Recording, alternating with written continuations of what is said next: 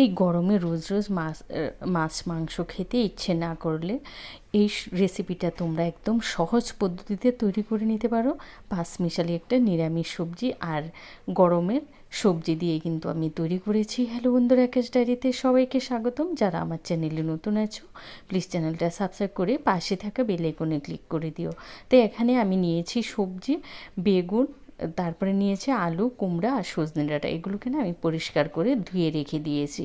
এবার তাহলে চলো মূল ভিডিওতে যাই। তো এখানে আমি কড়াইতে তেল গরম করে 1 চা চামচ দিয়েছি, তেলের মধ্যে নুন দেওয়ার পরে আবার ওই এখানে আছে বড়ি, দোকানের কেনা ডালের বড়ি। এগুলোকে আমি একটু লাল লাল করে ভেজে নিয়েছি। তো বড়িগুলো আমার ভাজা হয়ে গেছে, তুলে নিচ্ছে। এবার ওই কড়াইতে আমি বেগুনগুলোকে ভেজে নেব। বেগুনগুলোতে প্রথমে একটু লাল লাল করে ভেজে তারপরে সামান্য একটু হলুদ দেব। আগেই যদি হলুদটা দেওয়া হয় না তাহলে তেলটা কিন্তু কালো হয়ে যায়। তো এবার হলুদটা দিয়ে নেড়ে ছেড়ে তারপরে দেখো আমার বেগুনগুলো কিন্তু ভাজা হয়ে গেছে। আবার বেগুনগুলোকে আমি তুলে নিচ্ছি। ওই বেগুন ভাজা তেলেই আমি আর দিয়ে দেবো এখানে আবারও একটু নুন, সবজিটা রান্না করতে যতটা নুনের প্রয়োজন হয়। তারপরে দিয়েছি এখানে 5 ফোড়ন, আর দিয়ে দিচ্ছি 5 ফোড়ন থেকে যখন একটা সুন্দর ফ্লেভার আসবে এখানে তেজপাতা আর দিয়ে দেবো শুকনো লঙ্কা। এগুলোকে দিয়ে আবারও একটু তেলের মধ্যে ভেজে নেব। এবার এর মধ্যে দিয়ে দেবো আমি কেটে রাখা আলুগুলোকে। আলুগুলো দিয়ে বেশ কিছুক্ষণ আমি ভেজে নেব। আলুগুলো যখন সামান্য একটু সেদ্ধ হয়ে আসবে তারপরে আমি এখানে দিয়ে দেবো কেটে রাখা কুমড়োগুলোকে দিয়ে আবারও ভেজে নেব। এই রেসিপিটা তোমরা একদম সহজ পদ্ধতিতে রান্না করবে আর একদম স্বাস্থ্যসম্মত একটা রেসিপি। এখানে আমি কোনো মশলাই ব্যবহার করিনি, শুধু 5 ফোড়নই এই রান্নাটা হবে।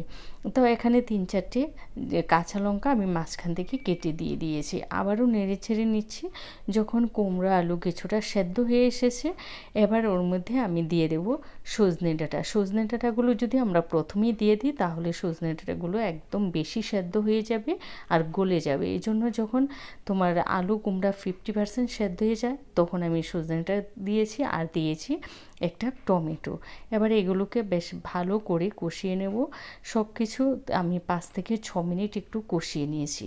কষিয়ে নেওয়ার পর এবার এখানে আমি দিয়ে দিচ্ছি ওই যে ভাজা বেগুন, সেটাকে দিয়ে দেব। ভাজা বেগুনটাকে দিয়ে এর মধ্যে দিয়ে দেব আমি জল, পরিমাণ মতো একটু জল দিয়ে দেবো। এটা না একটু ঝোলঝোল হবে, তো সেই হিসেবেই কিন্তু জলটা দিতে হবে।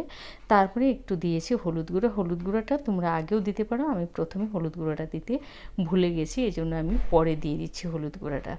দিয়ে ভালো করে মিশিয়ে, তো আরেকটু নুনের প্রয়োজন তাই নুন দিয়ে দিলাম, আর দিয়ে দিলাম 1 চা চামচ চিনি, কারণ আমার সবজিগুলো কিন্তু সেদ্ধ হয়ে গেছে।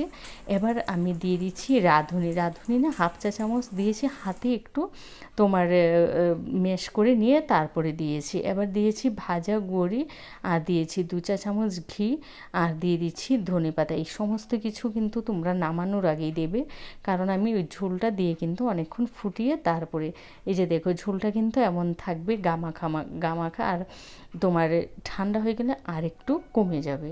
এভাবে দিয়ে আমি গ্যাসটা অফ করে দেবো।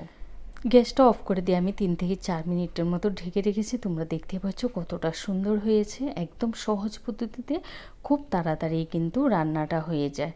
তো আমি তোমাদের সাথে সার্ভ করছি। তোমরা এই গরমে কোনো তেল মশলা কম দিয়ে একদম সহজ পদ্ধতিতে কোনো মশলা ছাড়াই এই রেসিপিটা একবার তৈরি করে খেয়ে দেখো, খেতে কিন্তু দুর্দান্ত হয়। ভিডিওটা ভালো লাগলে তোমাদের আত্মীয় স্বজন বন্ধুবান্ধব সবার সাথে বেশি বেশি করে শেয়ার করে দিও।